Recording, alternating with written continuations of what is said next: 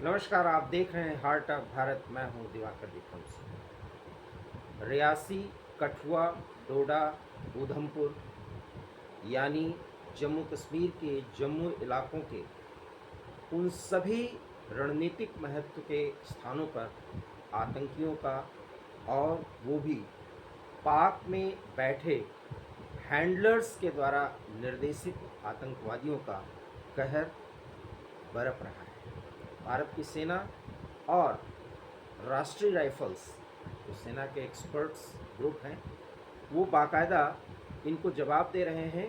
इनको 72 हुरों के पास पहुंचाते हुए बाकायदा भारत से और जम्मू कश्मीर रीजन से आतंकवाद के जड़ को समाप्त करने में लगे हुए हैं। लेकिन रूस और ऑस्ट्रिया के दौरे से वापस लौटे प्रधानमंत्री नरेंद्र मोदी से अब देश की जनता यही उम्मीद कर रही है कि फाइनल हिसाब किताब करने का समय आ गया है। अर्थात पाकिस्तान के खिलाफ एक ऐसी कार्रवाई जिसमें एक स्पष्ट संकेत हो कि पाकिस्तान अगर सीमा पार से आतंकवादियों को भेजेगा तो हम घर में घुस के मारेंगे, पाकिस्तान को बर्बाद करेंगे।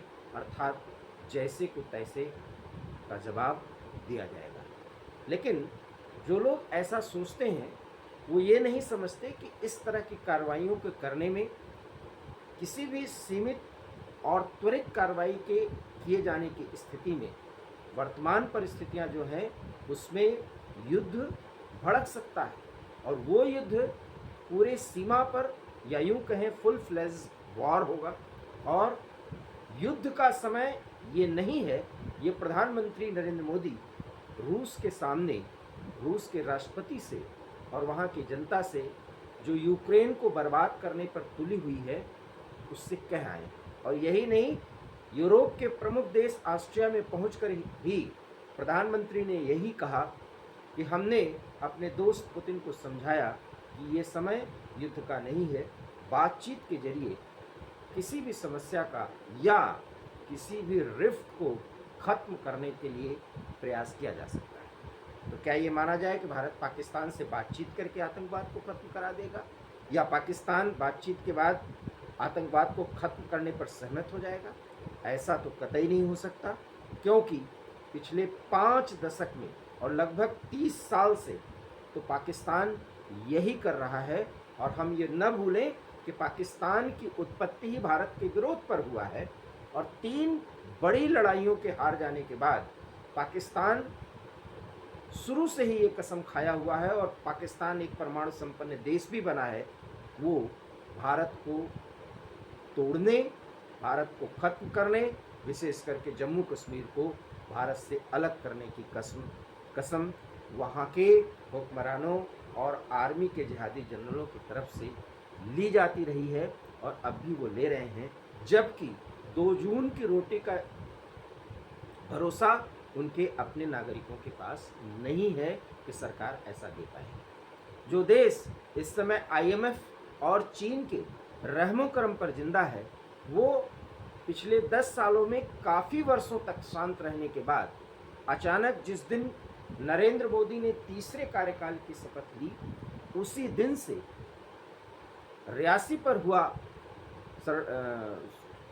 माफ़ करिएगा, रियासी पर वो हमला जो तीर्थयात्रियों पर हुआ, उस हमले की शुरुआत से लेकर अब तक जम्मू रीजन में ही आतंकी सक्रिय है। ये एक बदली हुई रणनीति है, और सीमावर्ती इन क्षेत्रों पर जिस तरीके से आतंकी घुसे हैं और सेना के काफिले पर और पुलिस बल पर हमले कर रहे हैं, इसके मतलब और मायने साफ हैं कि चुनाव की घोषणा से पहले और उसके बाद आतंकवादियों को कुछ ऐसा मौका मिला जो वो जम्मू रीजन में बहुत ज़्यादा सक्रिय हो गए। अर्थात जो एक चेन होती है, या ये आप कह सकते हैं कि जो स्लीपर सेल्स होते हैं, वो पूरी तरह से एक्टिवेट हो गए हैं, और उनके एक्टिवेशन में कश्मीर रीजन को छोड़ा गया है, जम्मू को निशाना बनाया जा रहा है। रणनीति यही है कि कश्मीर में इतनी टाइट सिक्योरिटी में ऐसा कुछ नहीं किया जा सकता, जबकि जम्मू रीजन में अगर ऐसा किया जाएगा तो उसके 2 फायदे होंगे। आतंकवादी ये बताने में सफल होते दिखेंगे कि वो पूरे जम्मू कश्मीर को टारगेट कर सकते हैं, और दूसरा जम्मू रीजन में दहशत फैलाकर वो हिंदुओं पर कहर ढा करके एक बड़ा संकेत और संदेश देश की आवाम को और मोदी सरकार को दे सकते हैं। वो मोदी सरकार जो बार बार उनके मंत्रियों की तरफ से और खुद प्रधानमंत्री की तरफ से ये कहा जा रहा है कि हम घर में घुस करके मारते हैं, और ऐसा किया भी जा रहा है, उसका जवाब पाकिस्तान में बैठे हैंडलर्स की तरफ से उनके इशारे पर किए जा रहे इस तरह के आतंकी कृत्यों से दिया जा रहा है। लेकिन फिर वही सवाल कि क्या भारत इसका हिसाब किताब एक बड़े सर्जिकल स्ट्राइक या एक त्वरित स्ट्राइक के जरिए कर सकता है? तो फिलहाल जब तक ये कयास लगाया जाता रहेगा कि भारत इसका हिसाब किताब अब करेगा, ऐसा नहीं हो सकता, क्योंकि समय सीमा और अनुमानों के आधार पर अगर हम कयासों के आधार पर बोलते रहेंगे तब तक ये कार्रवाइयाँ नहीं की जा सकती, क्योंकि जब ये स्थिति पैदा होती हुई दिखेगी तब पाकिस्तान की आर्मी और वहाँ के सुरक्षा बल पूरी तरह से चौकसी की स्थिति में होंगे। जब जम्मू कश्मीर के जम्मू रीजन में ऐसा कराया जा रहा है तो पाकिस्तान को पूरा एहसास है कि भारत उसका जवाब देगा, और मोदी सरकार पिछले 10 सालों से ऐसा करती रही है। लेकिन उसका जवाब तुरंत दे दिया जाए, ये हमारे सोचने पर तो नहीं हो सकता। लेकिन हाँ, पीओके से लेकर के एलओसी के किसी भी एरिया में या बदली हुई रणनीति के तहत पाकिस्तान में जहाँ भी आतंकियों का एक गुट बहुत ज़्यादा सक्रिय होगा, उसको किस हिसाब से ख़त्म किया जाए या एक ऐसी चोट पहुँचाई जाए जिससे पाकिस्तान की सेना और वहाँ के हुक्मरान पूरी तरह से सन्न हो जाएं, ये कार्रवाई भारत सोच रहा है।